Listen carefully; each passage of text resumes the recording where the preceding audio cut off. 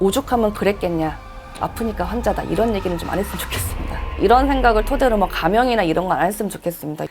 예, 안녕하세요. 저는 아주대학교 병원 경기남부 권역외상센터 진료조교수 김진주고요. 저는 이제 이번에 새로 배출된 외상학 세부 전문이기도 하고, 전 또 외과 전문입니다. 2025년 1월 15일 날, 그러니까 한 달 전 새벽에 이제 아내가 남편에게 그 오른쪽 팔을 칼로 이제 수상을 해서 119와 내원을 했고요.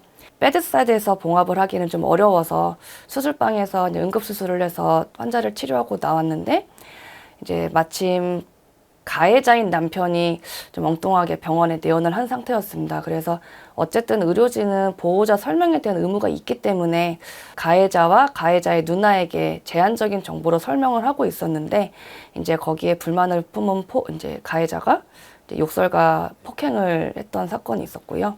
그래서 바로 이제 112에 신고를 해서 출동한 경찰이 연행을 해갖고, 그 당시 저는 응급의료법 위반을 주장하고 더 이상 선처는 없다라고 명확히 의사를 밝혔는데요. 사건은 4일 뒤에 경찰에서 폭행으로 검찰로 송치를 했고요. 검찰에서는 이틀 만에 약식으로 100만 원으로 이제 법원으로 넘겨버린 사건이 있었습니다.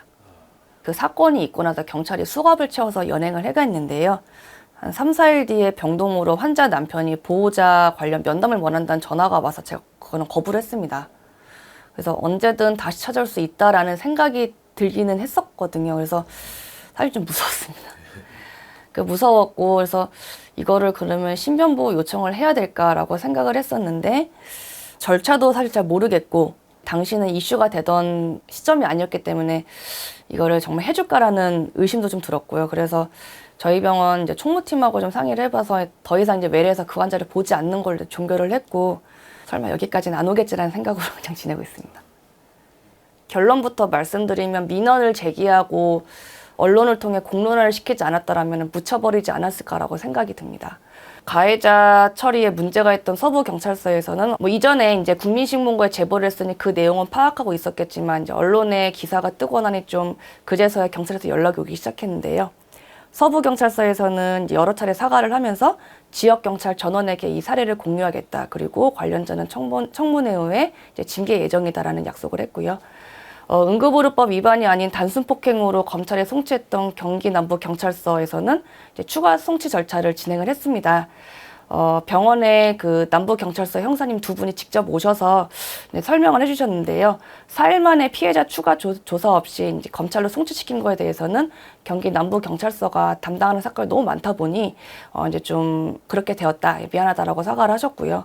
근데 응급의료법을 적용하지 못한 이유에 대해서는 처벌 조항이 있는 응급의료법 제12조에 상담이 포함되지 않아서 법령 미비로 단순 폭행을 적용할 수밖에 없었다라고 설명을 했습니다. 그 내용을 설명하는 자리에 저하고 저희 센터장님 그리고 저희 법무팀 변호사가 같이 대동했었는데요. 저희가 한 거는 상담이 아니고 면담이다. 면담이고, 이 면담은 환자의 과거력, 청취 및 수술 방법, 그리고 수술 결과, 그리고 앞으로의 치료 방침을 결정하는 굉장히 중요한 과정이다. 특히 외상센터 환자는 보호자가 오기 전에 처치가 끝난 경우가 많기 때문에 그 이후에 설명하는 것이 굉장히 중요한 진료의 한 부분이다를 어필을 했고요. 또한 이제 최근 들어서 그 설명의 의무를 충분히 하지 않은 경우에 이제 많은 처벌을 받는, 의무를 다하지 않다고 오히려 처벌을 하지 않냐, 같은 내용도 설명을 했습니다. 그래서 또한 대부분의 응급실 폭행 사건은 저희가 진료 어떤 프로시저를 하는 와중에 발생하는 게 아니고, 환자나 보호자에게 어떤 이제 질문을 하거나 상황을 설명하거나 이런 면담을 하는 과정에서 발생하는 게 대부분인데, 저는 그날 환자의 집도이자 주치이기도 했지만 또 그날 당직으로서 이제 응급으로 오는 환자분들을 처치를 해야 되는 이제 당직 의사였습니다. 그래서 폭행을 당한 이후로 외상센터로 내원한 환자들을 계속 진료를 지속했다라고 설명을 했는데요. 근데 같은 보호자 설명을 응급실에서 하면은 법이 적용될 수 있고, 외상센터란 이 건물에서 진행을 하게 되면 적용이 어렵다는 말을 계속 하시더라고요. 그래서 아주대 외상센터는 근데 응급실과 저희가 분리가 되어 있습니다. 타 외상센터는 이제 응급실 안에 돼 있는 경우 대부분이고요. 그래서 똑같은 의료행위를 함에 있어서 공간이 다르다고 해서 이를 적용을 시키지 않는 것은 부당하다라고 주장을 했고요. 어찌되었던 이는 주말에 다시 경찰에서 추가 서류를 작성을 해서 추가 송치 절차를 위해서 직접 형사님이 검찰로 내원하셔서 제출을 하셨다고 합니다. 그래서 수원 남부경찰서에서는 여태까지 이런 사례가 없었다고 합니다. 근데 바꿔 말하면은 그동안 이 지역에서 발생했던 이런 비슷한 사건들이 제대로 처리가 되지 않았다고 생각이 들기도 합니다. 검찰은 더 솔직히 더 할 말은 없고요. 사건을 송치하고 이틀 만에 이제 검찰에서 접수가 됐는데요. 접수된 그 해당 날짜에 검사실에서 전화가 왔습니다. 그래서 검사 직무대리에게 배정이 됐고요. 전화가 와서 합의를 했냐라고 물어봐서 이는 의료법 위반이다. 합의나 선처의 의사는 없다라고 명확히 밝혔는데 단순히 합의 의사를 확인하기 위해서 연락했다고 전화를 끊어버리시더라고요.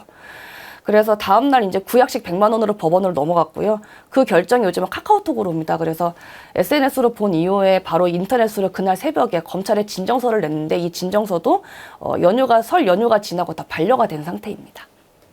폭행을 직접적으로 당한 건 이번이 처음이고요. 네, 비단 폭행이 아니더라도 인턴 전공의 때는 환자들로부터 이제 뭐 협박이라던가 아니면 성희롱 등을 많이 당해본 적이 있고, 한 번은 이제 폭행까지는 가지 않았지만 이제 이식 환자를 외출시켜주지 않는다고 이제 불만을 품어가지고 폴대를 뽑아서 이제 겨누거나 이제 주먹을 이렇게 겨눈 적도 있었고요.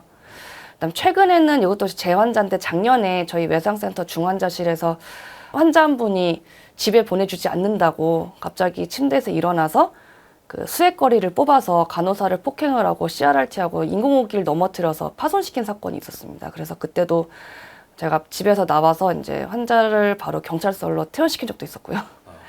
또 이전에는 또 외래 진료 시작하기 전에 환자가 짚고 있던 목발을 막 휘두르는 사건도 있었습니다. 오죽하면 그랬겠냐. 아프니까 환자다. 이런 얘기는 좀 안 했으면 좋겠습니다. 이런 생각을 토대로 뭐 가명이나 이런 건 안 했으면 좋겠습니다. 요즘은 음주운전은 살인이다라는 인식이 좀 퍼지고 있잖아요. 의료진에 대한 폭행도 같습니다. 그날 제가 크게 다쳤으면은 최소 10명의 환자가 주치의를 잃어버리는 셈이 되는 겁니다. 적절한 법률에 의거해서 적절한 처벌은 반드시 필요하다고 생각합니다. 일반적인 법에 대한 감각과 상식으로 생각했으면 좋겠어요. 서부지법 폭력 사태가 최근에 있었잖아요. 법치주의를 이제 전면 부정하는 것으로 보고 이제 관련된 사람들을 전원 구속해서 수사를 하는 거로 알고 있습니다.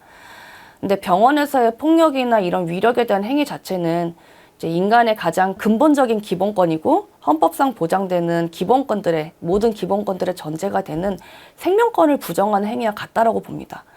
그래서 비단 난동을 피우는 본인뿐만 아니라 의료진들 그리고 병원에 일하시는 수많은 분야의 이제 종사자들 그리고 의료기관에서 치료를 받고 있는 수많은 환자들의 생명권을 부정하는 행위하고 같다고 생각을 합니다.